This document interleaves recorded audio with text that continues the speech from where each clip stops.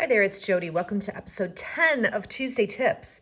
Today I'm going to tell you all about how to look at your punches a little differently.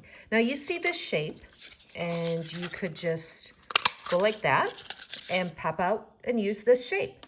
But what about if you took a strip of cardstock or designer paper and stuck it just down the middle, popped that out.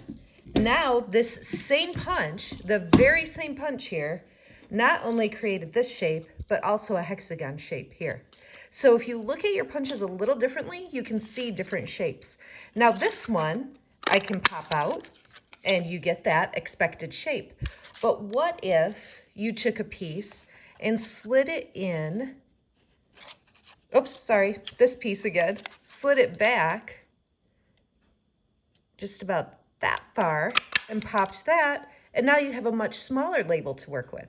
So when you look at your punches and what you've got available, don't think of just the shape that you see here, but think about different ways that you can use them, and it'll just multiply the creative opportunities that you have. So grab your punches, play with them, and see what new shapes you can come up with. Have a great day.